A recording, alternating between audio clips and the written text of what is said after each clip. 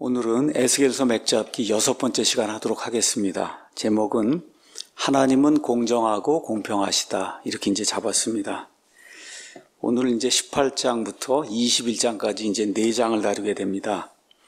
이 4장은 위얼슨 목사님이 아주 정리를 잘 해주셨어요. 오늘은 특별히 이 4장이 책임에 대해서 우리에게 이야기하고 있습니다. 책임. 왜 이 책임 지금 이야기를 하려고 하느냐 하면, 지금 에스겔은 포로들과 함께 이미 바빌론 땅으로 끌려갔어요. 그래서 지금 바빌론 땅에 살고 있어요. 근데 조금 지나서 한 5년, 6년, 7년 이렇게 이제 요 시간이 지나면, 그러면 유다 땅 자체도 완전히 이제 멸망이 되게 돼요. 자, 이런 시점에 거짓 대언자들이 나타나기 시작했어요. 하나님이 예루살렘에 계시고 그 성전 안에 계시기 때문에 절대로 예루살렘은 멸망하지 않는다, 이런 이제 거짓말을 해서 많은 사람들을 이제 속였어요. 또 이 에스겔과 함께 바빌론 미리 포로 생활 가서 살고 있는 그런 사람들이 뭐라고 얘기를 했냐, 이렇게 우리가 고통받고 어려움 당하는 것은 조상 탓이다. 조상 탓. 우리 잘못이 아니고, 우리 책임이 아니고 조상들 책임이다. 이렇게 이제 이야기하면서 하나님의 말씀을 대언하는 대언자 에스겔은 이제 대적을 하고, 하나님의 향해 이제 원망과 불평을 이제 늘어놓게 되니까, 하나님께서 18장에는 하나님이 조상들 때문에 너희를 바빌론 땅으로 포로로 보낸 거 아니다, 너희 잘못 때문이다 해서 개개인의 책임에 대해서 이제 이야기를 하고, 19장에는 개개인의 책임뿐만 아니라 종교 지도자들 또 왕들이 이 문제에 대해 일정 부분 책임이 있다. 물론 개인들이 잘못했어요. 그런데 그 개인들을 올바로 인도해야 될 지도자들, 특별히 이제 여기에 두 왕이 나오는데, 그 두 왕이 제대로 해야 될 일을 하지 않았다는 겁니다. 그래서 그들의 책임, 지도자들이 잘못된 선택을 해서 결국 국가가 멸망하게 되고 바빌론 포로 생활 가게 됐다, 이런 내용을 이제 이야기하고, 20장에는 하나님께서 이스라엘 백성을 이집트에서 이렇게 건져내셔갖고 그래서 한 1000년 동안 이제 보존해 주시는데, 그 기간에 이스라엘 백성들의 조상들이 악한 일들을 범했다는 거예요. 그 악한 일들을 범한 거를 쭉 이렇게 보여주시고, 맨 마지막에 그게 너희에게까지 이르러서 너희가 지금도 그런 악한 일을 하고 있다 해서 이스라엘 백성들이 너무나 오랫동안 무책임하게 자기들의 의무를 행하지 않았다는 거, 이거 하나님 말씀해 주시고, 마지막은 그러면 하나님이 어떻게 하시냐. 자, 하나님이 공의로운 하나님이시면 하나님도 책무가 있다는 거예요. 그 책무는 공의로운 하나님이시기 때문에 심판을 받을 자에게 반드시 심판하는 것이 하나님의 책임이다. 그래서 하나님의 책무를 이제 21장에 이제 이야기하고 있습니다. 그러니까 하나님의 책무는 불순종하는 하나님의 자식들을 징계하는 것도 하나님의 책무라는 거예요. 우리 부모에게도 그런 책무가 있듯이. 그래서 이와 같은 내용이 이 안에 이제 기록이 돼 있다. 이거 기억하시면서 오늘 강해를 좀 들으시면 조금 좀 이해가 될 겁니다. 많은 사람들이 저를 포함해서 일이 잘 안 되거나 또 우리에게 어려움이 닥치면 왜 하나님이 이렇게 불공평한가, 이렇게 이제 불평하고, 그러면서 내 탓이 아니라 남의 탓이다 하고 이 모든 되어지는 그런 일들을 남들에게 전가하는 그런 경우가 이제 많습니다. 이 문제에 대해서 그래서 많은 사람들이 의문을 가졌어요. 그래서 오늘은 특별히 18장을 통해서 하나님이 개개인의 잘못에 대해서 하나님께서 심판하신다는 내용을 우리가 이제 살펴보려고 합니다. 지금 우리가 살고 있는 이 시대는 무관심의 시대예요. 남들의 관심을 별로 갖지 않습니다. 이렇게 하다 보니까 어느 면에서는 또 무책임의 시대가 됐어요. 그래서 무관심, 무책임이 사회 전반에 아주 만연하게 그렇게 됐습니다. 그렇게 되면서 어떤 일이 생기냐, 남 탓하는 거. 내 탓이 아니고 남 탓이다. 특별히 이게 좌익 세력들의 아주 근본적인 그런 가치관이에요. 내가 잘못해서 그런 게 아니라 주변 환경, 이 주변 환경이 잘못이 돼서 내가 지금 이렇게 됐다, 이렇게 불평불만하는 사람들이 엄청나게 많습니다. 자, 이것이 어디서 왔느냐. 아담과 이브가 처음에 죄를 지을 때 하나님께서 아담에게 물으니까 누구 때문에 그랬다 그래요? 이브 때문에 그렇다 그러고, 이브에게 왜 이렇게 했느냐 물으니까 뱀 때문에 그렇다 그러죠. 그러니까 처음에 죄를 지은 우리의 부모, 그 부모부터 시작해서 자기 책임을 남에게 자꾸 전가하는 그런 일, 그게 계속해서 만연해서 이제 내려오다가 특별히 이제 마지막 때 이게 폭발하는 그런 시대, 이런 시대에 이제 지금 저와 여러분이 이제 살고 있습니다. 자, 말씀드린 대로 이 유다 땅에는 예레미야 대언자가 있었고, 그 다음에 여기 바빌론 땅에는 미리 포로로 잡혀간 에스겔이라고 하는 그런 사람이 있었어요. 자, 이 사람들, 이 대언자들 당시에 유대인들은 절대 하나님이 예루살렘 성전에 계시기 때문에 망하지 않는다, 그렇게 이제 이야기했어요. 근데 하나님께서는 부어라고 이제 오늘 말씀하시느냐, 내가 너희에게 특권을 줬다. 너희를 선민으로 내 자식들로 그렇게 만들어줬는데 그 특권에는 책임이 따른다. 이걸 너희가 기억을 해야 된다는 거예요. 그러니까 우리를 그리스도인이 되게 은혜를 베풀어 주셨어요. 하나님의 은혜로 말 그대로 거저 무료로 영원히 하나님과 함께 사는 그와 같은 특권 중에 특권을 주셨다는 거예요. 근데 그 특권은 그냥 특권을 누리는 것으로 지나지 않고 끝나지 않고 그 특권에 따른 책임이 있다는 겁니다. 책임. 그래서 여기 이스라엘 백성에게 그 특권에 따른 책임을 망각을 하면 그러면 망한다는 거. 그 결국은 이 말씀이 주어진 이후에 10년도 못 가서 유다 땅의 모든 백성들이 바빌론 왕의 공습을 통해서 나라를 잃고 그리고 바빌론 포로 생활 가는 그와 같은 일이 생겼습니다. 그래서 저와 여러분, 오늘 말씀의 핵심이 우리 성도들, 저나 여러분 모두 하나님이 이제 특권을 받아서 하나님의 아들, 딸이 됐어요. 근데 그 특권을 그냥 특권으로만 생각하고 책임을 느끼지 못하면 그럼 지금 이 시대에도 저와 여러분도 마찬가지로 망할 수 있다. 대한민국이 지금 이와 같은 상황에 와 있는 거예요. 대한민국의 교회가 이와 같은 상황에 와 있다. 그러니까 오늘 이렇게 바빌론 왕을 통해서 유다를 심판하시는 그 하나님이 대한민국이 계속해서 이렇게 나가면 결국 망할 수밖에 없다, 그렇게 이야기한다는 겁니다. 그래서 특권과 함께 책임을 한번 생각해보는 그런 시간이 되면 좋을 것 같습니다. 먼저 개인의 책임 문제를 좀 보도록 하겠습니다. 18장은 그래도 읽어보시면 여러분이 대충 이해하는데 그렇게 어려움이 없을 거예요. 자, 바빌론 이제 포로 생활 가 있는 포로들이 이제 잘못된 질문을 합니다. 2절 가서 보니까 속담을 사용해서 뭐라고 얘기하냐? 아버지들이 신포도를 먹었으므로 자녀들의 이가 시리게 되었다. 자, 근데 이게 도대체 무슨 뜻이냐는 말이에요. 19절에 가서 보니까 또 뭐라고 얘기하냐? 아들이 아버지의 불법을 담당하지 아니하느냐. 그 다음에 25절에 주의 길이 공평하지 아니하다.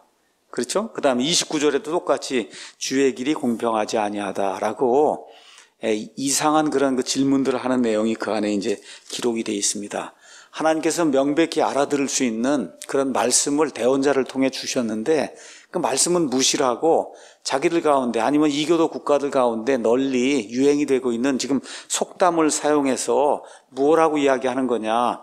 우리가 지금 바빌론 포로 생활 와 있는데 이것은 우리 죄 때문에 그런 게 아니고 우리 조상들 때문에 그렇다는 거예요. 여기 아버지가 신포도를 먹었기 때문에 그래서 아들의 이가 시게 됐다는 거예요. 이와 같은 그 속담을 이용해서 우리 조상들 죄 때문에 결국 우리가 여기 포로 생활 와 있다, 지금 그렇게 이제 주장을 하는 겁니다. 그래서 또 뭐라고 얘기하냐? 무슨 일을 하든지 조상 때문에 안 된다는 거예요. 지금 이 사람들이 그런 이야기를 지금 하고 있는 겁니다. 이와 똑같은 말씀이 예레미야 31장 29절에서 30절에도 기록이 되어 있어요. 똑같은 속담이 그 안에도 이제 기록이 되어 있는 걸 보면 유다 땅에서나 바빌론 땅에서나 특별히 유대인들 가운데 그와 같은 속담이 유행하고 있었다는 사실을 알 수가 있어요. 그러니까 우리 잘못이 아니고 다 우리 조상들 잘못이다, 이제 그렇게 이야기하는 거죠. 자, 그런데 하나님께서는 뭐라고 말씀하시느냐? 개개인에게 그 사람의 죄대로 내가 심판하겠다. 나는 편파성을 가지고 어느 누구를 심판하는 이와 같은 불공평한 하나님이 아니다. 하나님이 이제 그렇게 이야기하는 거예요. 자, 지금까지 하나님이 참고 참았습니다. 극심한 죄를 지었어요. 이스라엘 백성이, 유다 백성이. 자, 그래서 이미 한 7, 80년 전에 이스라엘은 아시리아에 의해서 이제 멸망을 당했어요. 그걸 눈으로 다 봤습니다. 그 보고 하나님이 회개하라고 이야기하는데 안 듣는 거예요. 그 하나님이 참는 거예요. 아직까지 바빌론 이 느부갓네살 왕이 와서 예루살렘을 멸망시키지 않았어요. 참는 겁니다. 그런데 저와 여러분이 기억해야 될 것이 하나님의 이 시간표에도 정해놓은 그런 계획이 있다는 거예요. 그 시간표까지 회개하지 않으면 결국 하나님의 이제 심판이 임한다. 오늘 그 내용을 성경이 이야기해주고 있는 겁니다. 신명기 24장 16절 가서 보면 이런 말씀이 분명하게 기록이 되어 있습니다. 24장 16절 자녀들로 인하여 아버지들을 죽이지 말며 아버지들로 인하여 자녀들을 죽이지 말라. 각 사람은 자기 죄로 인하여 죽을 것이다. 하나님이 이미 1000년 전쯤에 그렇죠? 이 말씀을 이제 기록을 해주신 거예요. 이 말씀을 이렇게 이제 기록을 해줬는데도 불구하고 지금 뭐라 그러는 거예요? 우리가 지금 이렇게 어려움 당하고 많은 사람들이 죽임 당하는 것은 우리 조상들 때문이다. 우리 아버지 때문이다. 할아버지 때문이다. 지금 그렇게 이야기하고 있는 겁니다. 자, 그래서 하나님께서 조상 탓하지 마라. 내가 어떻게 각 사람을 심판하는지 너희에게 보여주겠다라고 이제 이야기하시면서 5절에서 이제 18절에 세 사람의 이야기를 가상의 이야기를 하나님이 이제 하시는 거예요. 세 가지 예를 보여주시기 위해서 여기 보시면 다 죽는 이야기, 사는 이야기가 이제 나오는데 여러분 여기 에스겔서 18장, 19장, 20장 이런 데 나오는 죽는다, 사는다 이런 걸 가지고 구원받는다, 구원받지 못한다, 이 하나님과 함께 영원히 사는 거 지금 그런 거 얘기하는 거 아닙니다, 여러분. 여기는 지금 포로 생활돼서 죽거나 아니면 외부 세력이 침략해서 말 그대로 육신적으로 죽임을 당하느냐 살아남느냐 지금 그거 이야기하는 게 그게 핵심이에요. 이거 잘못 이해하셔갖고 또 이게 영원한 생명을 하나님이 주셨다가 또 뺏었다가 주셨다 이렇게 이야기하면 안 되는 겁니다. 지금 내용이 뭐냐 하면 이 바빌론 포로 생활 가게 되고 많은 사람들이 지금 극심하게 죽게 되고 막 이렇게 이제 되니까 불평하는 거예요. 우리 조상들 때문에 우리가 다 죽는구나. 그렇죠? 이거 불평할 때 하나님이 그게 아니고 너희 죄에 따라 각 사람이 그 심판에 따라 죽는 거다. 육체적으로 죽는 거다. 지금 그런 이야기를 하고 있는 겁니다. 자, 5절에서 9절에는 의로운 아버지가 이제 한 사람 나옵니다. 5절 가서 보니까 그 사람이 의로워서 율법에 맞고 옳은 것들을 이제 행한다는 거예요. 자, 이제 이렇게 되면은 4절에 나와 있는 것처럼 모든 혼은 내 것이라 아버지의 혼과 마찬가지로 아들의 혼도 내 것이니 죄를 짓는 혼, 그 혼은 죽는다. 그러니까 죄를 짓는 혼은 죽는데 여기 지금 나와 있는 5절부터 9절의 아버지는 의로운 사람이에요. 하나님의 말씀에 순종하려고 하는 그런 사람이에요. 그래서 9절에 가서 보면 그는 의로운 자니 반드시 살 것이다. 지금 하나님 그렇게 말씀해 주시는 이런 사람이 나옵니다. 다시 한번 말씀드릴게요. 4절, 13절, 17절, 18절, 20, 21절, 23, 24, 26, 28, 30 이런 데 가면 산다, 죽는다 이렇게 나오는데 1차적인 의미가 외부 세력에 의해서 심판에 의해서 목숨을 잃느냐 잃지 않느냐 지금 그 얘기를 하고 있는 겁니다. 이해하시겠죠?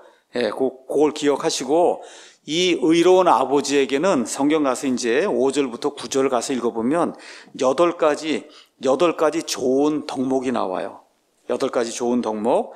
간음도 하지 않고 우상숭배도 하지 않고 착취도 하지 않고 올바르게 판단도 하고 이렇게 해서 8가지가 나오고 그 다음에 이런 일들을 이 사람이 잘 의롭게 율법에 맞게 잘 행해서 그래갖고 죽지 않는다고 하는 그런 이야기가 이제 나오고 있고 그 다음에 이제 10절에서 13절에는 그 사람에게 아들이 있었는데 그 아들이 불의한 사람이라는 거예요. 자, 10절에 가령 그가 아들을 낳았다 하자. 지금 가상적인 이야기를 하고 있는 겁니다. 실질적인 얘기하고 있는 게 아니라. 근데 그 아들이 강도요, 피를 흘리는 자요, 막 이렇게 이제 나오면서 거기 가서 보면 좋은 것은 하나도 없고 10절에서 13절 이 사람 읽어보면 좋은 건 하나도 없고 모든 게 다 나쁜 거예요. 이렇게 되니까 뭐라고 하나님 말씀하시냐. 이 사람은 죄인이기 때문에 그는 반드시 죽는다. 하나님이 이제 그렇게 이야기하시는 거예요. 근데 이제 14절부터 18절에는 이제 보라 가령 그 불의한 아들이 아들을 또 낳았다는 거예요. 그러니까 할아버지가 있고 아버지가 있고 지금 손자가 있는데 할아버지는 의로운 사람이에요. 아들은 아주 불의해요. 지금 손자가 하나 나왔는데 이 손자가 불의한 아버지에게서 나온 손자가 아주 의로운 사람이라는 거예요. 아주 의로운 사람. 자, 이렇게 돼서 그 의로운 사람이 행하는 12가지 좋은 점이 14절에서 18절에 아주 길게 나열이 되어 있어요. 그럼 하나님 뭐라고 얘기하시냐? 17절에 그가 내 판단의 법도를 집행하고 내 법규 안에서 걸었을진데 그는 자기 아버지의 불법으로 인하여 죽지 아니하고 반드시 산다. 아버지가 악한 자였단 말이에요. 근데 그 아들이 하나님의 말씀을 붙들고 그리고 율법에 나와 있는 것들을 준수하며 그렇죠. 하나님을 기쁘게 하면 아버지가 악함에도 불구하고 이 아들은 반드시 산다. 하나님 지금 개개인에 대해서 이렇게 이제 말씀을 해주시는 거예요. 여러분 여기 가서 보면 재미있는 이야기가 나오죠. 의로운 아버지, 불의한 아들, 또 의로운 손자. 사실 성경에 가서 보시면 이와 같은 사례가 굉장히 많습니다. 아하스라고 하는 아주 사악한 그런 왕이 있었어요. 그 아버지 아하스에게서 누가 나와요? 히스기야라고 하는 아주 의로운 그런 왕이 나옵니다. 그렇죠? 이 다음에 또 누가 나와요? 므낫세라고 하는 유다에서 제일 사악한 왕이 히스기야의 아들로 나오는데 여러분 성경 가서 자세히 보시면 히스기야가 죽게 됐잖아요. 하나님께 간절히 기도했더니 하나님이 15년을 연장해 주셨어요. 그 15년 연장해 주신 그 기간에 낳은 아들이 므낫세예요. 참 굉장히 아이러니죠. 생명을 15년을 연장해 줬는데 그 기간에 아들이 하나 태어난 거. 그 전에 아들이 없었습니다. 아들이 하나 태어났어요. 그 아들이 므낫세예요. 자, 성경에 가서 보면 정말 통계가 맞질 않습니다. 이 사람은 아버지가 훌륭하니까 잘 될 것 같은데 그렇지 않은 사람이 굉장히 많아요. 자, 이런 것들이 이제 보여주면서 하나님이 말씀하신 내용이 뭐냐? 19절에서 24절. 너희가 지금 외부 세력이 침입을 해서 너희가 지금 죽느냐 사느냐 목숨이 살아남아 있느냐 목숨이 다 사라지느냐 하는 그 문제는 너희가 책임을 져야 된다. 너희 아버지나 너희 할아버지가 잘못해서 너희가 지금 살고 죽는 게 아니다. 지금 그 얘기를 하고 있는 거예요. 19절에 이런데도 불구하고 너희는 뭐라고 얘기하냐? 무슨 까닭이냐? 아들이 아버지의 불법을 담당하지 아니하느냐? 지금 우리가 이게 포로 생활 와 있는데 왜 포로 생활 와 있냐? 우리 아버지, 우리 할아버지가 잘못해서 그런 거지 우리는 깨끗하다. 지금 그렇게 이야기를 하는 거예요. 그렇죠? 근데 뭐라 그래? 아들이 율법에 맞고 옳은 것을 행하며 내 모든 법규를 지켜 행했다면 그는 반드시 산다. 근데 너희 중에 많은 자들이 지금 죽임을 당했다는 거예요. 왜 죽임을 당했냐? 하나님 뭐라고 말씀하세요? 그들 각 사람의 죄 때문에 그런 거다. 그렇게 이제 이야기하고 있는 겁니다. 자, 그래서 이 말씀을 쭉 주시면서 하나님이 이제 최종적으로 결론 내리시는 내용이 23절입니다. 주 하나님이 말하노라. 사악한 자가 죽는 것을 내가 조금이라도 기뻐하겠느냐? 그가 자기 길들에서 돌이켜 사는 것을 기뻐하지 아니하겠느냐? 이것은 1차적으로는 육체적인 죽음 맞아요. 이 앞뒤 문맥이 지금 육체적인 죽음 이야기하는 거예요. 근데 이걸 우리가 조금 영적으로도 적용을 하면 이 세상에 수많은 사람들이 하나님 보시기에 사악합니다. 저를 포함해서. 근데 그 사람들이 죽어서 지옥에 가는 걸 내가 원치 않는다는 거예요. 그 악한 길에서 돌이켜서 하나님이 원하는 길, 하나님을 기쁘게 하는 것은 믿음을 통해서만 가능한 거거든요. 그렇죠? 하나님이 계신다는 것을 믿고 하나님께서 자신을 부지런히 찾는 자들에게 보상해 주시는 그런 분이라고 한 사실을 믿어야 그래야 구원받을 수 있다. 이거 돌이키라고 이제 말씀해 주시는 거예요. 이게 이제 하나님의 뜻입니다. 그래서 결국은 뭘 하라고 하는 거냐? 회개해야 너희가 목숨을 연명을 하고 바빌론 땅이든 아니면 이스라엘 땅이든 아니면 지금 대한민국에서 자식들과 함께 살 수 있다고 하나님 우리에게 말씀해 주시는 겁니다. 24절 가서 보면 이런 말씀이 있죠. 그러나 의로운 자가 자기 의에서 돌이켜 불법을 행하고 지금까지 의롭게 살다가 하나님이 미워하신 그런 불법을 엄청나게 이제 행하는 거예요. 또 사악한 자가 행하는 모든 가정한 일대로 행하면 그가 살겠느냐? 그가 행한 모든 의가 언급되지 않는다. 내가 그의 의에 대해서 언급하지 않겠다. 그는 자기가 범한 범법과 자기가 지은 죄 가운데서 그것들 가운데서 죽는다. 이건 무슨 얘기하는 거예요? 지금 육체적인 죽음 얘기하는 거예요. 이 말씀을 구원의 영원한 안전보장에 더 가져다 집어넣고, 그렇죠. 지금까지 하나님의 은혜로 의로운 사람으로 살다가 어느 날 죄를 지었더니 하나님이 영원토록 지옥에 넣는다. 이런 일 여기 얘기하는 게 아닙니다, 여러분. 많은 분들이 그렇게 해석을 하기 때문에 제가 미리 말씀드리는 거예요. 지금 앞뒤 문맥이 지금 그런 거 이야기하는 게 아니라는 거 여러분 꼭 기억하셔야 됩니다. 그래서 하나님의 은혜로 저와 여러분이 구원받으면 그러면 성령님께서 우리를 봉인하세요. 하나님이 봉인하시면 우리의 구원을 빼앗아 갈 자가 없는 겁니다. 근데 지금 여기 앞뒤 문맥은 그게 아니라 바빌론 사람들, 이집트 사람들이 침공을 해서 지금 유다 이 백성이 죽임을 당하는 그 이유가 뭐냐, 목숨을 잃는 이유가 뭐냐, 지금 그 얘기를 하고 있는 거예요. 그래서 각 사람에게 책임이 있다. 하나님이 이제 그 얘기하고 있다는 거 꼭 기억을 하셔야 됩니다. 자, 이들의 불만이 이제 25절, 29절에 이제 나오는 거예요. 하나님의 길이 공평하지 않습니다. 하나님 뭐라 그래요? 각 사람의 죄 때문에 각 사람이 이렇게 죽고 어려움을 당한다. 그랬더니 이 사람들이 아닙니다. 하나님은 정말 불공평합니다. 지금 그렇게 이야기하는 거예요. 25절에도 이제 그 말씀이 그대로 이제 나와 있습니다. 근데 하나님 뭐라고 말씀하시느냐? 26절, 27절에 아니다. 나는 공평하고 공정한 하나님이다. 의로운 자가 자기 의에서 돌이켜 불법을 행하고 그것들 가운데서 죽으면 그는 자기가 행한 불법으로 인하여 죽는 거다. 다시 사악한 자가 자기가 행한 악에서 돌이켜 율법에 맞고 옳은 것을 행하면 그는 자기 혼을 살릴 거라고 하나님께서 이제 말씀을 해주시는 겁니다. 자, 많은 분들이 하나님은 사랑이시다 이제 그렇게 이야기해요. 유대인들이 지금 그 얘기하고 있는 거예요. 하나님이 사랑이신데 왜 우리를 이렇게 포로 생활로 내모십니까? 하나님은 사랑이세요. 맞아요. 근데 어떤 사랑을 베푸시냐? 거룩한 사랑을 베푸십니다. 거룩한 사랑.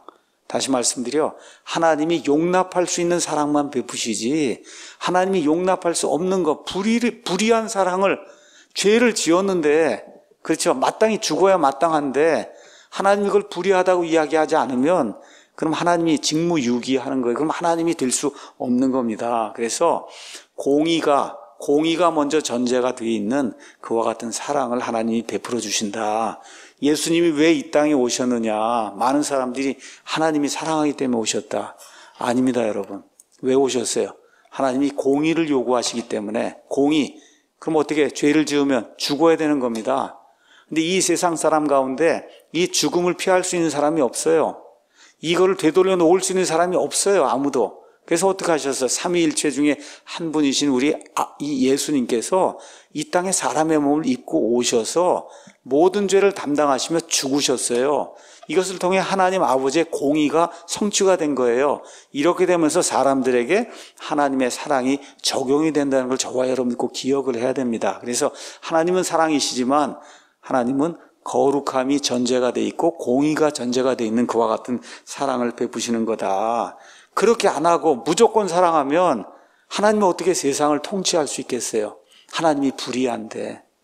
맞습니까, 여러분? 하나님이 불의한데 어떻게 세상을 통치하고 나처럼 의로운 자가 되라고 그렇게 이야기할 수가 없다는 겁니다. 자, 그래서 30절, 31절에 하나님이 다시 한번 이야기하는 거예요. 오 이스라엘의 집아, 그러므로 내가 너희를 심판하되 각 사람을 그의 길들대로 심판하리라. 회개하고 너의 모든 범법에서 돌이키라. 그리하면 불법이 너희를 황폐하게 하지 아니하리라. 여기도 이스라엘 집을 심판하는 거죠. 심판이 뭐예요? 구체적으로 바빌론 사람 데려다가 다 죽이는 거잖아요. 지금 앞뒤 문맥이 육체적인 죽임을 당하고 포로 생활 당하고 엄청난 고통을 당하고 하는 지금 그런 이야기를 지금 하고 있는 거다. 이런 데서 돌아서야 그래야 국가적으로 이 이스라엘, 유다가 구원을 받을 수 있다고 이제 말씀하시는 거예요. 그러고서 마지막으로 하나님이 다시 한번 이야기합니다. 죽는 자의 죽는 것을 내가 기뻐하지 않는다. 그런즉 너희는 돌이켜서 살아야 된다고 하나님이 권면해 주신 내용이 그 안에 기록이 되어 있습니다. 자, 19장은 지도자들의 이제 책임에 대해서 나오는데 이 19장에는 이 비유가 나옵니다. 비유.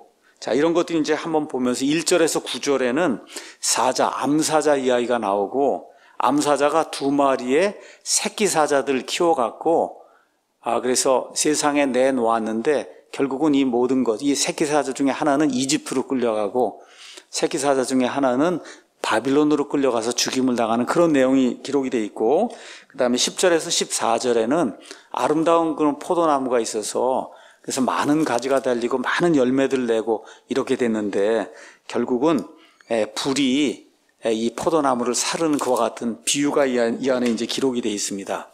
자, 가서 보시면은 이 내용을 좀 이해하시려면 제가 이 에스겔서 설명을 하면서 유다가 멸망하는 맨 마지막 시대에 몇 명의 왕이 있었다 그렇게 말씀을 드렸어요.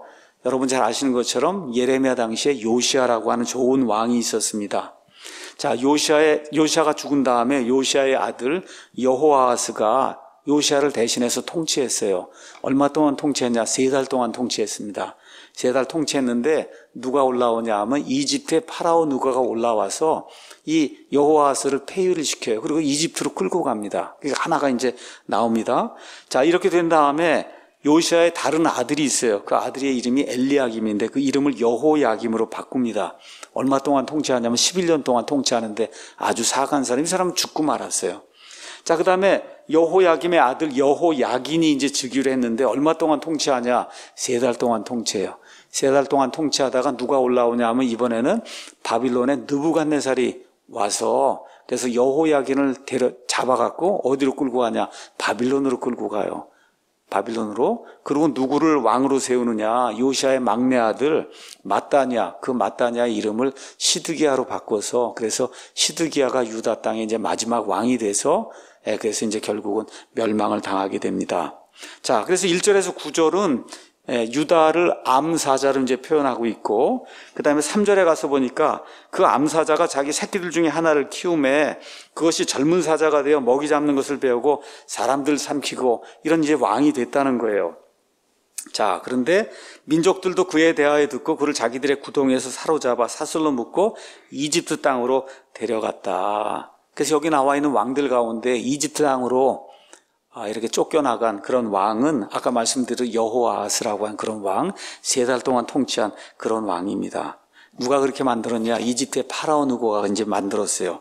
자, 이렇게 하다 보니까 5절에 이제 그녀가 그 암사자 기다리다가 안 돌아오잖아, 이집트에서. 그렇죠? 이제 그렇게 되니까 자기 새끼들 중에 또 하나를 키운 거예요. 그래서 이제 해서 이 왕이 사자들 가운데 오르락내리락 하고 뭐 이렇게 이제 하는 가운데 8절에 또 이 왕이 결국은 구덩이에 이제 잡혀갖고 빠졌다가 그래갖고 어디로 이제 끌려가느냐 하면 9절에 사슬에 이제 묶여갖고 바빌론 왕에게 이제 끌려갑니다. 그래서 바빌론 왕이 끌려가서 여호야긴이라고 하는 이 사람이 이 바빌론 땅에서 이제 나중에 이제 죽게 되거든요. 이 사람도 3개월 동안 이제 통치했어요. 느부갓네살이 10,000명의 포로들과 함께 여호야긴을 이제 바빌론으로 이제 끌고 갑니다. 자, 그래서 여기 19장에서는 이런 좋은 왕들, 그런 좋은 왕들, 하나님이 치리를 좀 하라고 사람들 보기에 좋아 보이는 그런 왕들을 냈는데 결국은 이 왕들이 제 책임을 못했다는 거예요. 그래서 좋은 리더가 아니라 사실은 백성을 망친 이런 왕들이 지금 여기 나와 있는 왕들이다. 지금 얘는 2명만 들었지만 사실 요시아 이후에 시드기야 이르기까지 그 모든 왕들이 악한 일들을 자행을 했습니다. 자, 그래서 저와 여러분이 기억하듯이 국민 수준에 맞는 대통령이 나오는 거예요. 국민 수준에 맞는 왕이 나오는 거예요. 또 어느 면에서 왕 따라서 국민이 그 정도밖에 못하게 되는 거예요. 그러니까 지금 유다가 왜 그렇게 망하게 됐냐? 사람들 보기에 뭐 좋아 보이는 이런 아주 뭐 암사자가 키워놓은 뭐 좋은 그런 왕들 같고 한데 아주 형편없는 그런 지도자라는 거예요. 그 형편없는 지도자 밑에서 형편없는 그런 백성이 나오고 그 결과 바빌론 포로 생활이 되는 그런 일이 생겼다고 하나님이 우리에게 이제 말씀해 주는 겁니다. 10절에서 14절에는 유다가 포도나무고 많은 막대기들, 11절에 많은 좋은 막대기들 냈던, 많은 좋은 왕들을 냈던 그런 나라인데 결국 12절에 14절에 결국 그 땅에서 뽑히고 불살라진다. 그 얘기하면서 14절에 이것이 애가요 반드시 애가가 된다. 얼마나 안타까운 이야기냐. 눈물을 흘리고 통곡해야 될 그와 같은 이야기다 라고 하나님이 이제 말씀해 주고 있는 겁니다. 지금 우리 대한민국의 현실도 똑같습니다.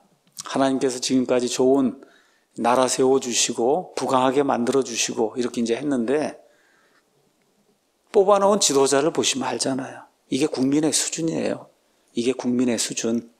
이렇게 되니까 결국은 여기서 고쳐지지 않고 그대로 계속 나가면 세계에서 다시 최빈국의 그 수준으로 떨어질 수밖에 없는, 모두가 다 공평한 그런 세상을 원하면 북한처럼 될 수밖에 없는 거잖아요.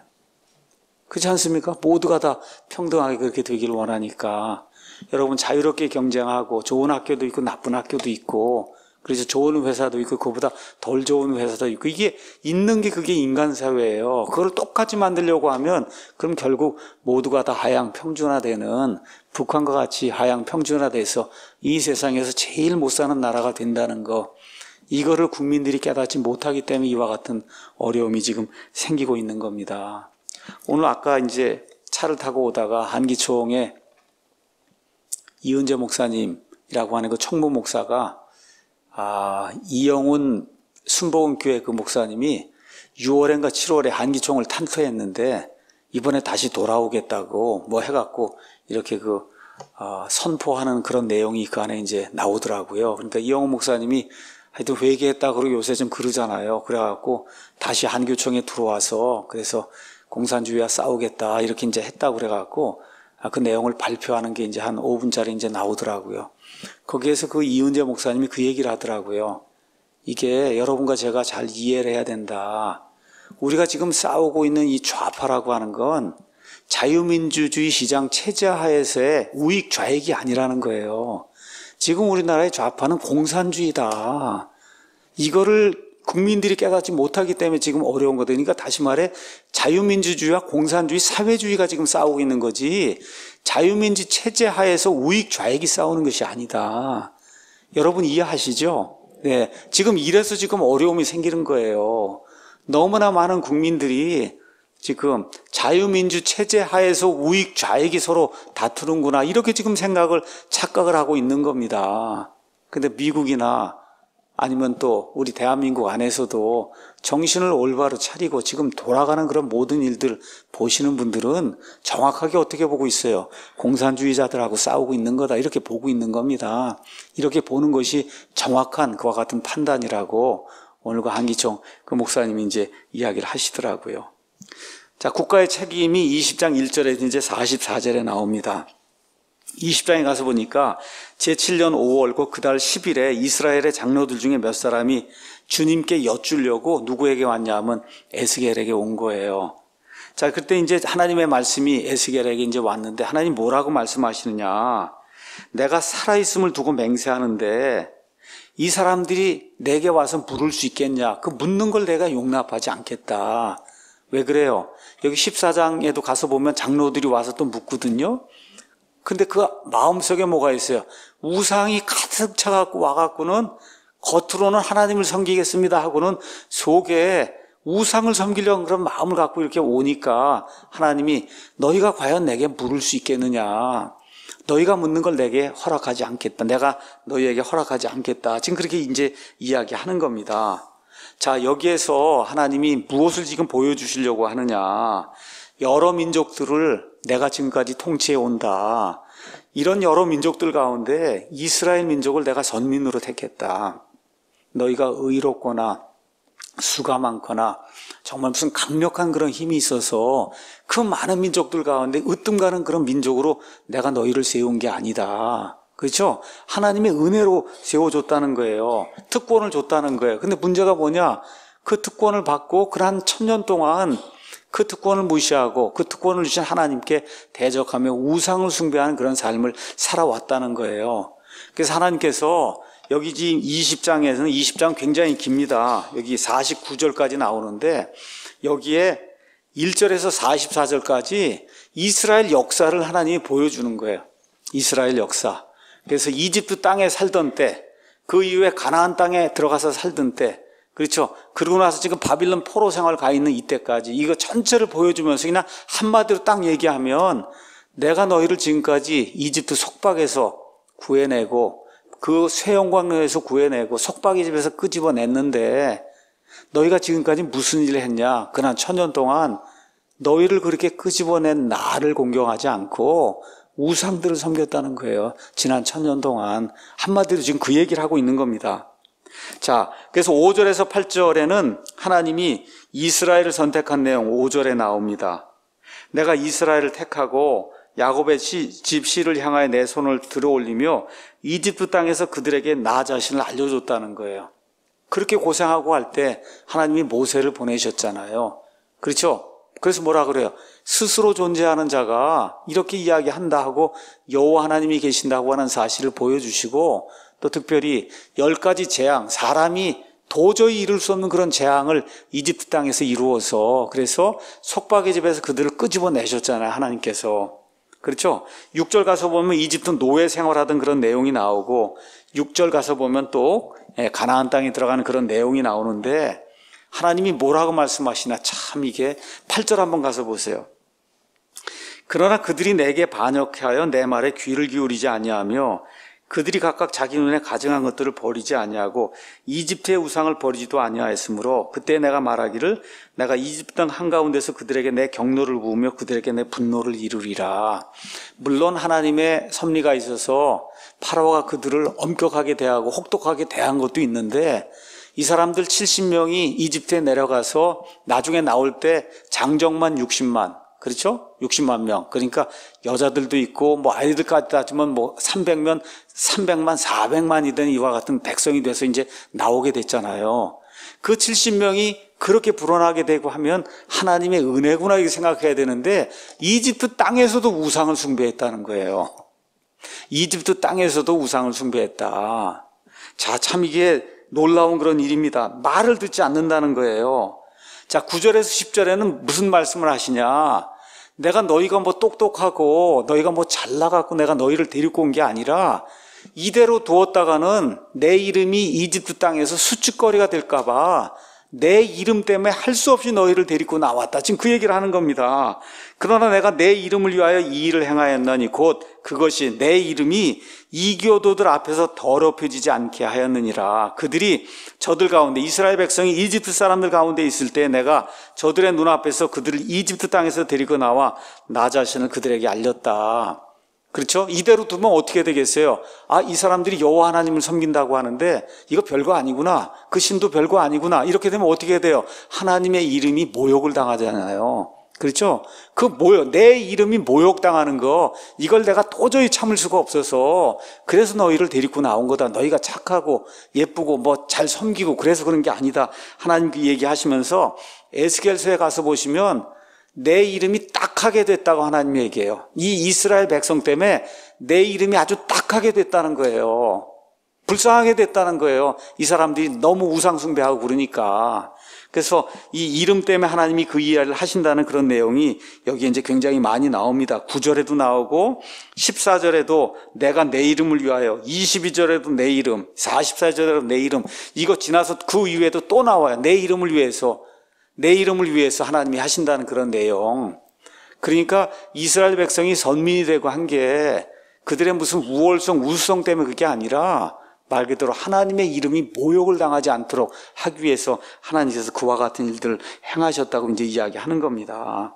자, 그러면서 이제 11절에 율법을 줬다. 사람이 행하면 그 가운데서 살게 될 내 법규. 여기 나와 있는 산다는 것도 1차적으로는 아까 18장에 보면 목숨 부지하고 사는 거 있죠? 지금 그 얘기 하는 거예요. 그럼 무슨 얘기냐, 여러분. 안식일에 가서 나무하거나 벌목하거나 아니면 뭐 하면은 어떻게 됩니까? 죽잖아요. 죽는 거 얘기하는 거예요.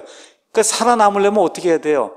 율법을 지켜야 되는 거예요. 목숨 부지하려면 율법을 지켜야. 지금 유대인들에게 이야기하는 겁니다. 유대인들의 구약시대 유대인들에게 이야기하는 거예요.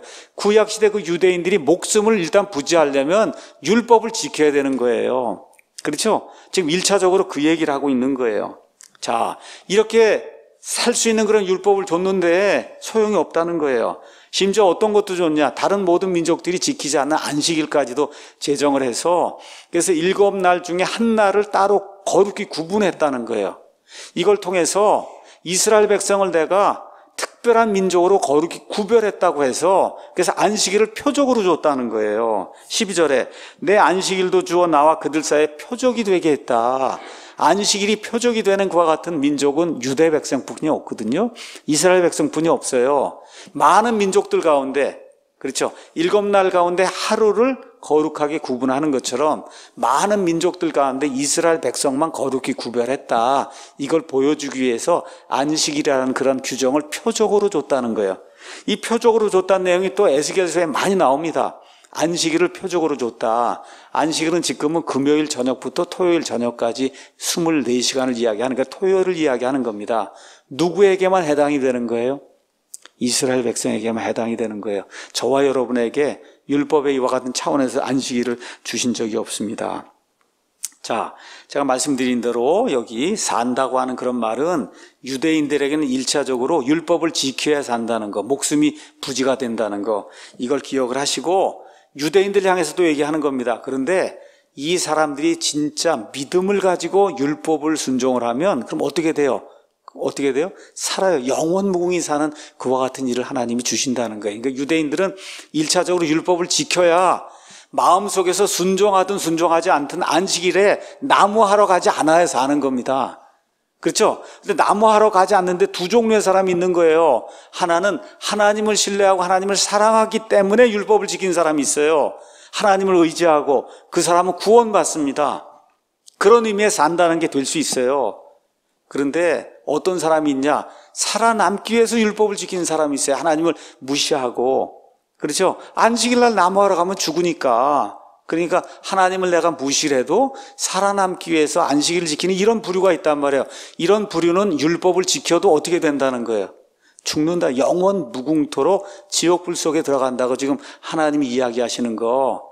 다시 강조해서 말씀드리지만 신약과 구약 전체를 통해서 사람이 구원받는 유일한 방법은 믿음을 통해서만 가능한 겁니다. 믿음을 통해서만 가능한 거예요. 율법을 지켜서 여러분, 율법에 뭐 10,000가지 규정이 있으면 10,000가지를 다 지키면 물론 살 수 있어요. 근데 그렇게 할 수 있는 사람이 있어요? 없습니다. 율법은 우리의 죄를 드러내주는 그와 같은 이 몽학 선생 옛날 말로 지금으로 얘기하면 학생들이 인도하는 그와 같은 스승이라고 이야기하고 있어요. 잘못된 것을 보여줄 수는 있어도 그걸 지켜서 우리가 살 수는 없는 거다. 근데 여기 유대인들 같은 경우에 지금 산다고 하는 건 1차적으로 율법을 지켜야만 목숨 유지할 수 있는 겁니다. 그렇죠? 그런데 믿음으로 율법을 지킨다고 하는 건 믿음의 행위로서 그걸 한다는 거예요. 이렇게 되면 그 사람은 믿음이 있기 때문에 어떻게 돼요? 구원받는다. 영원히 살아남는다. 그렇게 이제 이해할 수도 있다는 겁니다. 자, 이렇게 이제 얘기해서 이집트 땅에서 이들을 끄집어내서 율법을 주시고 안식일 주셨는데 이들이 하는 내용이 뭐예요? 계속 우상숭배한다는 거예요. 우상숭배하는 거다. 그렇죠? 자, 그 다음에 이제 또 나오는 내용이 13절에서 26절은 시내산 출발해서 이제 가네스 바네아 갔다가 가나안 땅 정탐하게 했더니 12명 갔다가 10명이 악한 보고를 하잖아요. 그렇죠? 이렇게 돼서 어떻게 38년 동안 이제 떠돌아다녀서 결국 40년 동안 여기 떠돌아다닌 그런 내용이 이제 성경에 기록이 돼 있어요. 근데 16절 가서 보니까 이 광야 생활을 하는 가운데도 또 뭐예요? 우상을 섬겼다는 거예요. 우상을 섬겼다. 자, 27절에 30절에는 여호수아와 함께 가나안 땅에 들어갔어요. 28절 가서 보시면 28절에 그 가나안 땅에 들어가서 또 거기 가서 우상들을 숭배했다고 지금 성경이 이야기하는 겁니다. 하나님이 왜 이스라엘 백성을 선택했냐? 하나님의 영광을 드러내도록 선택한 거예요. 야, 정말 하나님 섬기는 저 백성들은 모든 면에서 다르구나. 그래서 하나님께 영광을 돌리도록 그렇게 이 이스라엘 백성을 선택을 했는데 가나안 땅에 들어가더니 어떤 일이 생겼어요? 그 사람들의 신들을 섬기고 하나님을 내다버리는 그와 같은 일을 하니까 하나님께서 이 사람들 그대로 둘 수 없다고 지금 책망하는 그런 내용이 그 안에 기록이 되어 있는 겁니다. 그래서 구약시대나 신약시대나 하나님의 백성을 하나님께서 빛과 소금의 역할을 하도록 그렇게 불러주셨는데, 그런데 그 일을 제대로 감당하지 못하면 그럼 하나님의 심판이 임한다는 거예요. 이 마지막 시대에 가장 큰 이 배도하는 그런 현상이 뭐냐? 동성애입니다. 여러분, 동성애가 별것 아닌 게 아니에요. 예수님이 뭐라 그러세요? 마지막 때는 동성애가 창궐하는 로세 때처럼 된다고 예수님 말씀해 주신 거예요. 그래서 한 나라의 도덕의 그 상태를 가늠해 보려면 지금 이 시대에는 동성애가 어떻게 규정이 되고 동성애 문제를 사람들이 어떻게 보느냐가 그 나라에 하나님이 보시는 잣대로서의 도덕적 그와 같은 잣대로 우리가 지금 볼 수 있는 거예요. 그러니까 그리스도인이 돼서 지금 이 시대에 빛과 소금의 역할을 한다고 하면 동성애 반대해야 되는 겁니다. 낙태 반대해야 되는 거예요. 차별금지법 반대해야 되는 거예요. 사회주의 공산주의 반대해야 되는 거예요. 중국 반대해야 되는 겁니다. 북한 반대해야 되는 거예요. 그렇죠? 하나님 말씀을 가지고 인권과 자유를 존중히 여기는 미국이라든지 일본이라든지 이런 국가들과 자유연맹을 해서 우리의 이 삶의 터전인 대한민국을 지켜야 되는 겁니다. 이걸 해야 그 사람이 책무를 다하는 거예요. 그리스도인으로서. 이걸 지금 하나님이 말씀해 주시는 거예요. 이집트 땅에서 뽑아다가 가나안 땅에 왜 넣냐? 내 영광을 드러내고 내가 원하는 것들을 실천해서 주변에는 이교도들이 보고 야 정말 저들이 섬기는 하나님은 정말 대단한 하나님이구나. 이걸 알도록 하려고 이들을 뽑아냈는데 가서 오히려 그 반대 일을 하니까 결국은 천년을 기다려야 하나님께서 이들을 바빌론 포로로 다시 보낼 수밖에 없는 그런 일이 지금 생긴다고 이야기하는 겁니다. 자, 이런 것들을 이제 다 이야기하고는 33절에서 44절에는 결국 그럼에도 불구하고 하나님의 선민이기 때문에 이스라엘 백성 맨 마지막 때에 다시 한번 회복시켜 주신다는 그와 같은 내용이 이제 기록이 되어 있어요. 그래서 41절 가서 보시면은 모든 민족들에게서 나라들에게서 이들을 빼내고 이렇게 이제 돼서 거룩하게 이제 구분을 한다. 그 거룩하게 구분한 이유도 44절에 내 이름을 위해서. 다시 말씀드려 저 팔레스타인 땅 저 땅에 이스라엘 민족이 2000몇 년 돌아다니다가 돌아왔어요. 돌아온 이유가 뭐냐? 하나님의 영광과 하나님의 이름을 드러내기 위해서 지금 저기 와 있는 거예요. 하나님이 살아계신다는 걸 보여주기 위해서 그래서 저 이스라엘 백성이 저 팔레스타인 땅에 지금 돌아와 있다. 하나님이 그 얘기를 하고 있는 겁니다. 자, 그래서 가깝게는 바빌론 포로 생활하다가 70년 끝나서 돌아가는 그런 내용이 그 안에 기록이 돼 있고 멀리 내다보면 예수님 재림 전에 온 이스라엘이 지금처럼 저 땅에 돌아와 있는 그런 모습이 이 안에 이제 예언이 돼 있는 겁니다. 자, 저렇게 해서 이스라엘 백성이 돌아왔는데 어떤 문제가 있어요? 거기 백성의 거의 대다수가 예수님이 유대인이라는 걸 모릅니다. 여러분, 예수님이 유대인이라는 걸 몰라요. 저 유대인들의 거의 100%가. 얼마나 틀어막았는지 예수라는 것만 나오면 그냥 벌벌벌 이렇게 떨게 만들고 치를 떨게 만들고 이렇게 만들어 나갔고 예수님이 유대인이라는 사실을 유대인들의 대다수가 몰라요. 이와 같은 일이 생기고 텔아비브 거기에서 전 세계에서 가장 큰 동성애 집회가 매해 열리는 이런 안타까운 일이 지금 저 이스라엘 땅에 지금 일어나고 있는 거예요. 그러니까 하나님께서 7년 환란기 맨 마지막 3년 반의 대환란을 통해서 저 사람들 극심한 고통 속에 집어넣고 결국은 하나님 인정하고 하나님의 메시아를 통해서 구원받도록 하는 그와 같은 계획을 마련해 두신 겁니다. 자, 이제 20장 45절부터 시작해서 21장까지는 하나님의 책임에 대해서 이제 이야기하는 겁니다. 자, 하나님의 책임은 아주 간단한 거예요. 심판받을 자에게 심판하는 것이 하나님의 책임이라는 겁니다. 하나님이 그 일을 하지 않으시면 하나님이 아니에요. 그래서 이 45절에서 49절 그거는 유다에 대한 그런 심판인데 산불로 유다를 완전히 멸망시키겠다고 하는 그런 내용, 그 내용이 이제 그 안에 이제 기록이 되어 있습니다. 자, 그 다음에 이제 21장 가서 보면 유다에 대한 심판인데 1절 가서 보니까 주의 말씀이 내게 임하니라 이렇게 이제 이야기하면서 이제 내가 그 피 흘리는 도시를 심판하려 하며 내가 심판하려 하느냐 이런 내용 21장에 가서 보면 예루살렘을 향해 내 얼굴을 고정하고 거룩한 처소들 향해 내 말을 떨어뜨리며 이스라엘 땅을 대언하여 대적을 해라. 그렇게 이야기하면서 3절부터 무슨 내용이 나오냐? 혹독한 그와 같은 칼이 그 땅에 닥쳐갖고 그래서 4절 가서 보시면 의로운 자나 사악한 자나 둘 다 모두를 다 죽이겠다. 이건 무슨 얘기예요? 국가가 완전히 멸망한다는 거예요. 지금까지는 그래도 의로운 자는 하나님이 살려남도록 그렇게 해주셨는데 바빌론 군대가 들어와서 완전히 나라가 망하게 되면 그때는 의로운 자, 그저 사악한 자 구분이 없이 다 죽는다. 다 포로로 잡혀간다. 하나님이 그 얘기를 하시는 겁니다. 이 말이 주어지고 나서 약 5년 정도 지나서 드디어 바빌론의 느부갓네살이 유다를 침략하고 예루살렘을 침공을 해서 그래서 수많은 사람들 죽였어요. 이 예레미야 애가를 가서 보시면 바빌론 군대 사람들이 임신한 그 여인의 배를 갈랐다 그랬어요. 배를. 그렇게 배를 가르고 또 어떤 이제 먹을 것이 너무 없으니까 자식을 잡아서 삶아 먹는 그와 같은 일이 생겼다고 예레미야가 애통해하는 그와 같은 내용이 그 안에 기록이 되어 있습니다. 왜 하나님이 이렇게 무시무시한 그런 일들을 기록해 놨냐? 그게 인간의 사악함일 뿐만 아니라 회개하라고 그렇게 외쳐도 듣지 않는 그런 사람들이 당할 그와 같은 죄의 심판의 결과다. 이런 걸 보여주시기 위해서 하나님 정말 생생하게 적나라하게 그 모든 것들 그 안에 기록을 해놨습니다. 자, 이와 함께 하나님께서 6절에서 7절에는 또 액션 설교를 하게 하죠. 너는 허리가 끊어지게 탄식하며 그들의 눈앞에 쓰라리게, 하여튼 엄청나게 소리를 지르고 애기 날 때 그 여인들처럼 그렇게 남자가 그렇게 소리를 지르고 이렇게 해서 좀 사람들이 주의를 좀 끌어갖고 정신을 좀 차리게 해라. 하나님 지금 이렇게 하면서 5년의 기간을 더 주는데도 돌아서지 않는 거예요.